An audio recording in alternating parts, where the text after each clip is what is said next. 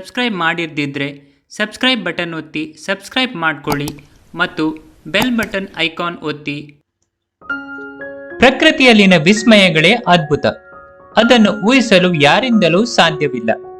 ಇದಕ್ಕೆ ಪೂರಕವೆಂಬಂತೆ ಪ್ರಕೃತಿಯಿಂದ ನಿರ್ಮಿತವಾದಂತಹ ಗುಹೆ, ಆ ಗುಹೆ ಒಳಗೆ ನೆಲೆಸಿರುವವನು ಈಶ್ವರ. ಸ್ನೇಹಿತರೆ, ಅಂದ ಹಾಗೆ ನಾನು ನಿಮ್ಗೆ ಇವತ್ತು ಪರಿಚಯಿಸ್ತಾ ಇರೋದು ಪ್ರಕೃತಿಯಿಂದಲೇ ನಿರ್ಮಿತವಾಗಿರುವ ಮೂಡುಗಲ್ಲು ಶ್ರೀ ಕೇಶವನಾಥೇಶ್ವರ ಗುಹಾಂತರ ದೇವಾಲಯ.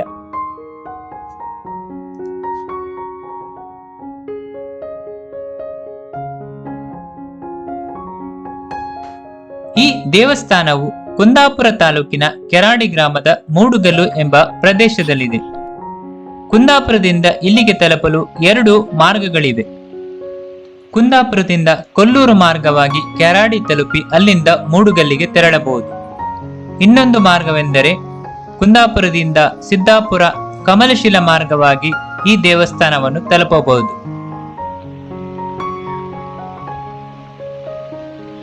ಮೂಡುಗಲ್ಲು ದೇವಸ್ಥಾನವು ಕೆರಾಡಿ ಗ್ರಾಮ ಪಂಚಾಯತ್ ವ್ಯಾಪ್ತಿಯಲ್ಲಿ ಬರುತ್ತದೆ.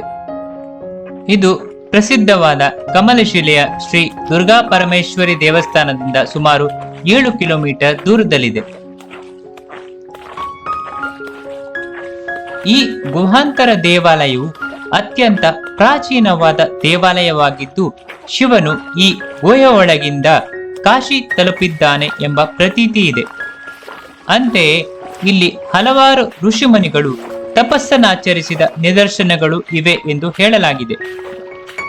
ಸ್ವಲ್ಪ ಈ ಕ್ಷೇತ್ರದ ಇತಿಹಾಸದ ಬಗ್ಗೆ ನೋಡೋಣ. ಗತಪೂರ್ವ ಕಾಲದಲ್ಲಿ ಓರ್ವ ಭೂಮಾಲೀಕರ ಗೆದ್ದೆಗೆ ನಿಗೂಢ ಪ್ರಾಣಿಯಿಂದ ಹಾನಿಯಾಗುತ್ತಿತ್ತು. ಆ ಪ್ರಾಣಿಯನ್ನು ಹಿಡಿಯಬೇಕೆಂದು ಭೂಮಾಲೀಕನು ರಾತ್ರಿ ಹೊತ್ತು ಕಾದು ಕುಳಿತ ಸಂದರ್ಭ ಒಂದು ಗೋವು ಗದ್ದೆಗೆ ಬರುವುದನ್ನು ಅರಿತ ಭೂಮಾಲೀಕ ಗೋವನ್ನು ಬೆನ್ನತ್ತಿ ಬರುತ್ತಾನೆ. ಆಗ ಗೋವು ಅಲ್ಲಿರುವ ಗುಹೆಯ ಒಳಗೆ ಪ್ರವೇಶಿಸುತ್ತದೆ. ಭೂಮಾಲೀಕನು ಗುಹೆಯ ಒಳಗೆ ಹೊಕ್ಕು ಸಾಕಷ್ಟು ದೂರ ಗೋವನ್ನು ಬೆನ್ನಟ್ಟುತ್ತಾನೆ. ಸ್ವಲ್ಪ ದೂರ ಕ್ರಮಿಸಿದಾಗ ಗೋವು ಕಣ್ಮರೆಯಾಗುತ್ತದೆ. ಕತ್ತಲೆ ಗುಹೆಯೊಳಗೆ ಬಂದಿಯಾಗಿರುವ ಭೂಮಾಲೀಕನು ಅನ್ಯ ಮಾರ್ಗ ಕಾಣದೆ ಭಗವಂತನ ಸ್ಮರಣೆ ಮಾಡುತ್ತಾನೆ. ಈ ಸಂದರ್ಭ ಗುಹೆಯ ಹೊರಭಾಗದಿಂದ ಸಣ್ಣ ಜ್ಯೋತಿಯೊಂದು ಪ್ರಕಾಶಿಸಲು ಆರಂಭಿಸುತ್ತದೆ. ಅದನ್ನು ಅನುಸರಿಸುತ್ತಾ ಭೂಮಾಲೀಕನು ಗುಹೆಯಿಂದ ಹೊರಬರುತ್ತಾನೆ. ದೇವರ ಚೈತನ್ಯದಿಂದ ಗುಹೆಯಿಂದ ಹೊರಬಂದ ಭೂಮಾಲೀಕನು ವಿಸ್ಮಿತನಾಗಿ ಗೋವು ದಾಳಿ ಮಾಡಿದ ಗದ್ದೆಯನ್ನು ದೇವರಿಗಾಗಿ ಉಂಬಳಿ ಬಿಟ್ಟಿದ್ದಾನೆ ಎನ್ನುವುದು ಇಲ್ಲಿನ ಪ್ರತೀತಿ. ಎತ್ತ ನೋಡಿದರೂ ಕಾನನದ ಸೊಬಗಿನ ನಡುವೆ ಡಾಂಬಾರು ಮಾಸಿರುವ ರಸ್ತೆ, ಜನರ ಸಂಚಾರವಿಲ್ಲದ ಕೇವಲ ಬೆರಳೆಣಿಕೆಯಷ್ಟು ಮನೆಗಳು ಇರುವಂತಹ ಕುಗ್ರಾಮದ ನಡುವೆ ವಿರಾಜಮಾನನಾಗಿರುವ ಲಯಕರ್ತ ಕೇಶವನಾಥೇಶ್ವರ.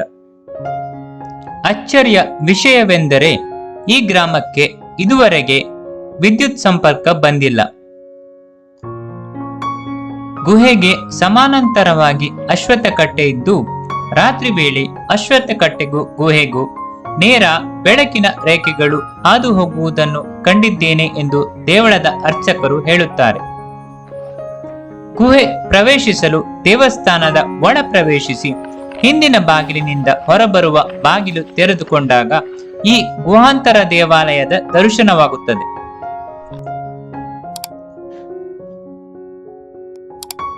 ಬನ್ನಿ ದೇವಸ್ಥಾನದ ಒಳಗೆ ಹೋಗಿ ದೇವರ ದರ್ಶನವನ್ನು ಪಡೆದುಕೊಂಡು ಬರೋಣ.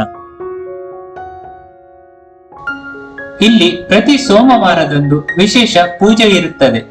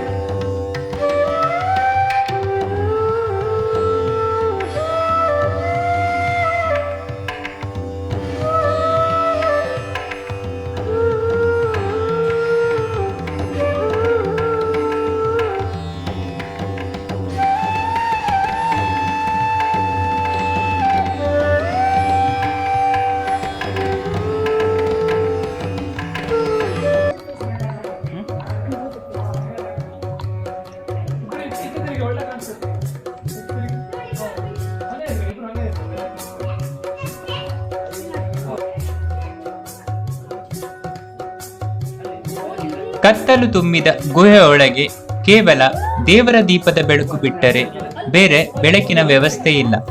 ನೀರಿನಲ್ಲಿ ನಿಂತುಕೊಂಡು ದೇವರ ದರ್ಶನ ಪಡೆಯುವುದರ ಜೊತೆಗೆ ಕಾಲಿಗೆ ಮುತ್ತಿಕ್ಕುವ ಮೀನುಗಳ ಅನುಭವ ಅತ್ಯದ್ಭುತ. ಎಳ್ಳಮಾವಾಸ್ಯೆ ಇಲ್ಲಿನ ವಿಶೇಷತೆಗಳಲ್ಲಿ ಒಂದು. ಕೇಶವನಾಥೇಶ್ವರ ದೇವಾಲಯಕ್ಕೂ ಇಲ್ಲೇ ಪಕ್ಕದಲ್ಲಿರುವ ಮೇಳ್ಯ ಕೆರೆಗೂ ಸಂಪರ್ಕವಿದ್ದು, ಈ ಕೆರೆಯಲ್ಲಿ ಎಳ್ಳಮಾವಾಸ್ಯೆ ಸ್ನಾನ ಮಾಡಲು ಸಹಸ್ರಾರು ಸಂಖ್ಯೆಯಲ್ಲಿ ಭಕ್ತರು ವರ್ಷಂಪ್ರತಿ ಬರುತ್ತಾರೆ. ಪ್ರತಿ ವರ್ಷ ಎಳ್ಳಮಾವಾಸ್ಯೆ ದಿನದಂದು ಮೇಳ್ಯ ಕೆರೆಯಲ್ಲಿ ಹೂವಿನ ಎಸಳುಗಳು ತೇಲುತ್ತಿರುವುದನ್ನು ಕಾಣಬಹುದಂತೆ. ಸುತ್ತಲೂ ಕಲ್ಲು ಬಂಡೆಗಳಿಂದ ಕೂಡಿರುವ ಪ್ರದೇಶವಾಗಿರುವ ದೇವಾಲಯದಲ್ಲಿ ನೀರಿನ ಪ್ರಮಾಣ ವರ್ಷವಿಡೀ ಒಂದೇ ಪ್ರಮಾಣದಲ್ಲಿರುತ್ತದೆ. ಮಳೆಗಾಲದ ಸಂದರ್ಭದಲ್ಲಿ ಸ್ವಲ್ಪ ಮಟ್ಟಿನಲ್ಲಿ ನೀರಿನ ಪ್ರಮಾಣ ಏರಿಕೆಯಾದರೂ ಬೇಸಿಗೆಯ ಸಮಯದಲ್ಲಿ 1 ಅಡಿಯಷ್ಟು ನೀರು ತುಂಬಿರುವುದು ಇಲ್ಲಿನ ವಿಶೇಷತೆಯನ್ನು ಎತ್ತಿ ತೋರಿಸುತ್ತದೆ. ಈ ಗುಹೆಯಲ್ಲಿ 2 ಶಿವಲಿಂಗಗಳಿವೆ. ಒಂದು ಉದ್ಭವಲಿಂಗ, ಮತ್ತೊಂದು ಪ್ರತಿಷ್ಠಿತ ಲಿಂಗ.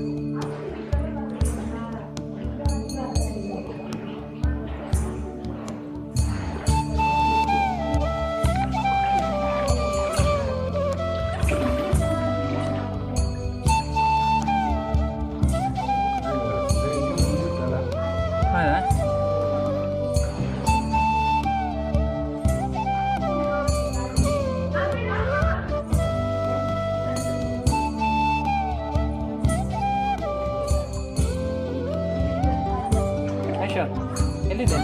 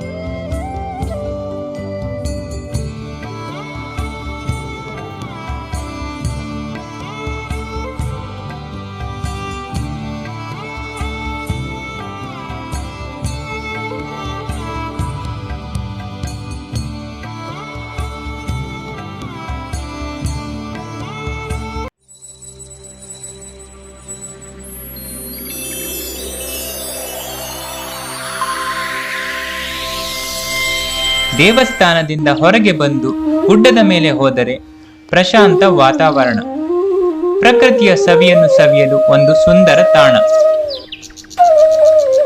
ಸಂಜೆಯ ವೇಳೆ ನೀವು ಇಲ್ಲಿಗೆ ಬಂದರೆ ನಿಮಗೆ ಒಂದು ಮರೆಯಲಾಗದ ಸುಂದರ ಸಂಜೆ ಆಗಲಿದೆ. ಆದರೆ ಬರುವಾಗ ಏನನ್ನೂ ಎಸೆಯದೆ ತೆಗೆದುಕೊಂಡು ಹೋದದ್ದನ್ನೆಲ್ಲ ತಿರುಗಿ ತಂದು ಬಿಡಿ. ಪ್ರಕೃತಿಯನ್ನು ಹೇಗಿದೆಯೋ ಹಾಗೆ ಇರಲು ಬಿಡಿ.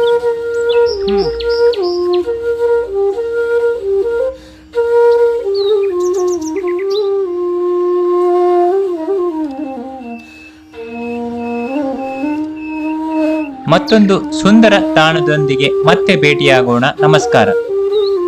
ಮುಂದಿನ ವಿಡಿಯೋಗಳಿಗಾಗಿ ಚಾನೆಲ್ನ ಸಬ್ಸ್ಕ್ರೈಬ್ ಮಾಡಿ.